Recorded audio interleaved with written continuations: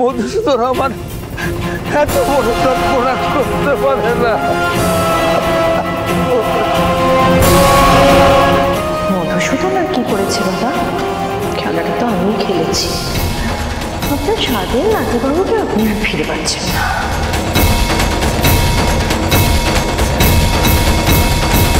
বাবা তুমি একটু দাদুকে দেখো, আমি আমি আমি ফোন করছি।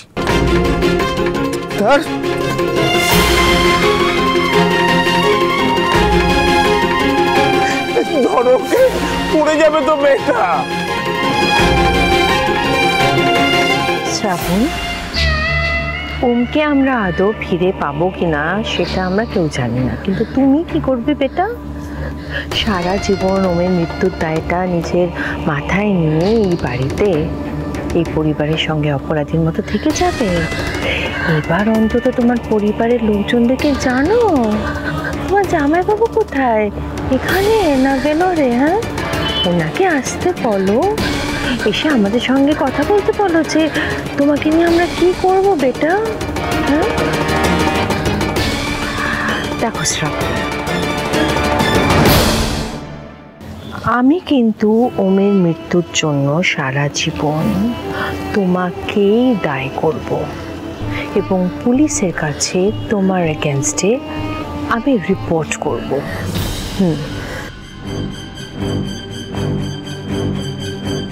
যে তুমি প্ল্যান করে আমার ওম বেটাকে মার্ডার করেছো। তুমি যে মিথ্যে গল্পটা সাজিয়েছো সেটা পুলিশ ইজিলি ধরে ফেলবে, আর তারপর কোর্টে যখন কেসটা উঠবে তখন তোমাকে, মানে তুমি যে মার্ডারার সেটা প্রমাণ করতে আমার জাস্ট 2 মিনিটও সময় লাগবে না শ্রাবণ ডিয়ার। কেন জানো? বিকজ আমি এই শহরের সবচেয়ে নামি দামি লয়ারকে হায়ার করব, সেই ক্ষমতাটা আমি রাখি। তুমি তুমি কি করে কেসটা লড়বে? কেস লড়ার মতো টাকা আছে তোমার? তোমার আমার টাকার অভাব। বিখ্যাত চাঁদমণি ডেয়ারির মালিক ব্রজমোহন ঘোষের নাতবউ তুমি। তুমি জানো এই কেস লড়তে কত টাকা লাগবে? 30 লাখ। আরো একটা কেস?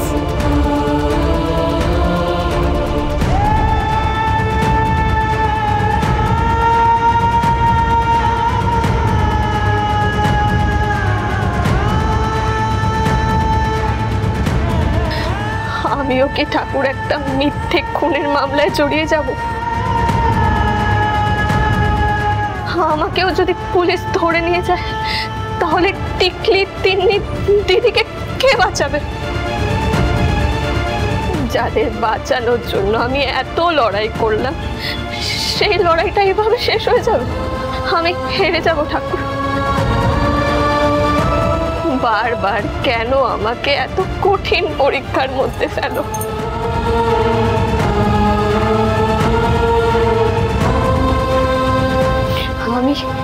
আমি কোথা থেকে এত শক্তি পাবো?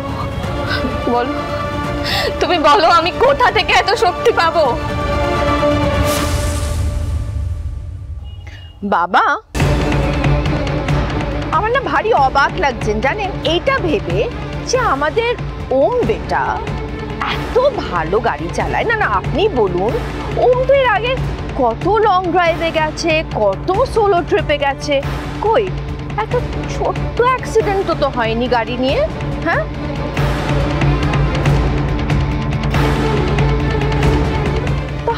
আজ হঠাৎ কি হলো বাবা যে এত বড় একটা ফেটাল অ্যাক্সিডেন্ট হয়ে গেল ওমের সাথে?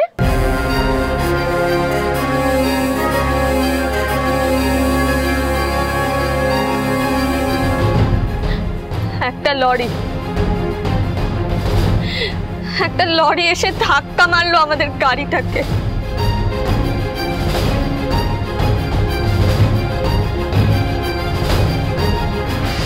ও কাম অন শ্রাবণ, এটা কি সিনেমা নাকি যে হঠাৎ একটা লরি এসে তোমাদের গাড়িকে ধাক্কা মেরে দেবে? আর তাছাড়া লরিটার যদি ব্রেক ফেল হতো তাহলে লরিটা তো স্পটেই থাকতো। পুলিশ কি স্পটে এসে লরিটা পেয়েছে কি? হ্যাঁ,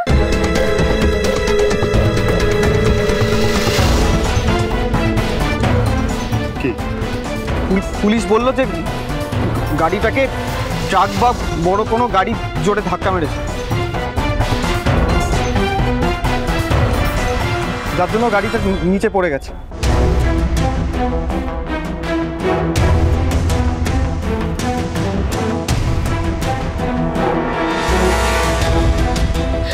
আমি মিথ্যে কথা বলছি না, কেন বলবো? কি লাভ আমার?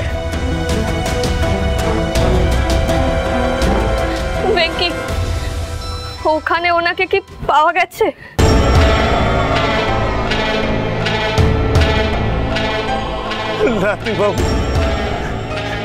নাতিবাবুর কোনো খোঁজ পেল পুলিশ?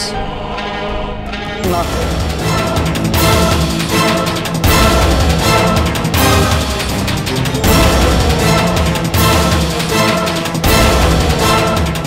কিরকম অদ্ভুত বলো যে মা, দাদাভাই গাড়িতে ছিল আর দাদাভাইয়ের গাড়ি ব্রিজ থেকে পড়ার পরে দাদাভাইয়ের বডি ভ্যানিশ।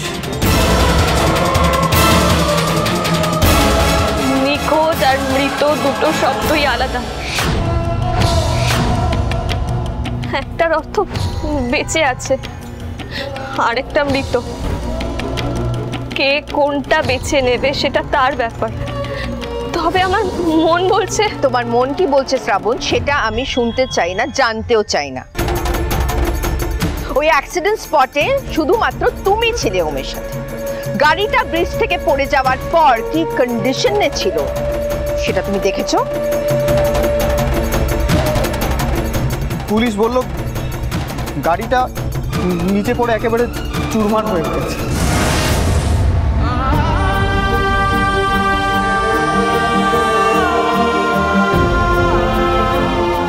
এবার বলো বলো তোমরা সবাই, আপনিও বলুন বাবা, এরকম একটা কন্ডিশনে ওম কি করে বেঁচে থাকতে পারে? কারোর কথা শোনো না মা, কারোর কথা শোনো না, কারোর কথা না। আমি তোমার হাতে আমার নাতি বাবুকে সঁপে দিয়েছিলাম না গো। তুমি পারবে না, পারবে না তুমি আমার নাতি বাবুকে ফিরিয়ে আনতে? বলো না মা, বলো না, পারবে না?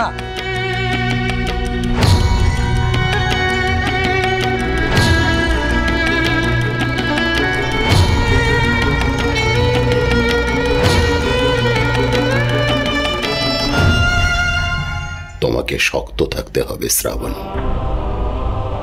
দাদু, আমি তোমাকে কিভাবে বোঝাই? আমি তোমার নাতি বাবুর একজন সাজানো বউ, আসল বউ নই।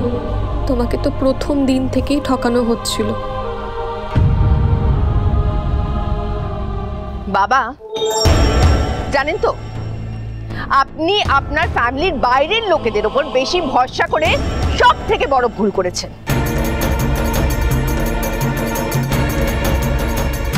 নিজেকে এবার সামলানো। আপনার যদি শরীর খারাপ হয়ে যায় না বাবা, তাহলে আরেকটা ক্রাইসিস তৈরি হবে, সেটা আমি এই মুহূর্তে চাইছি না। কারণ আমাদের এখন সামনে একটা মস্ত বড় প্রবলেম। আমাদের ভাবতে হবে যে শ্রাবণ কোথায় থাকবে।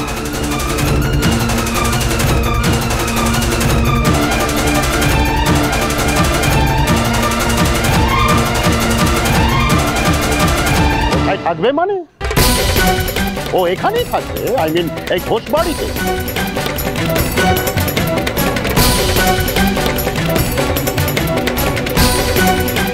কারণ এই ঘোষ বাড়ির বউ শ্রাবণ, এটাই তোর নিজের বাড়ি। বরং ওর দায়িত্ব অনেক বেড়ে গেল। ও এখন ওমকার ঘোষের বউ এবং ব্রজমোহন ঘোষের নাতি।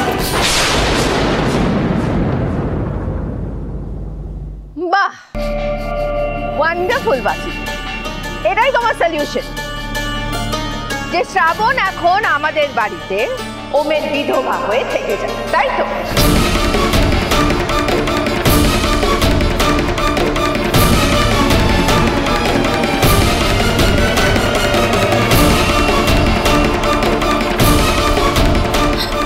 বাসুদেব আঙ্কেল,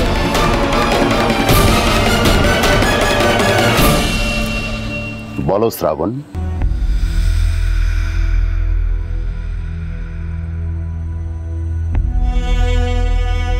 আপনি তো সব কিছুই জানেন বাসুদেব আঙ্কেল। আমার সম্পর্কটা তো মিথ্যে দিয়ে তৈরি। আমাকে কেন রাখতে চাইছেন? আমাকে ছেড়ে দিন। আর সবার কথা বাদ দিন, আমি দাদুকে আর ঠকাতে পারছি না। শ্রাবণ, এই কথাটা দ্বিতীয়বারের জন্য আর কখনো ভেবো না।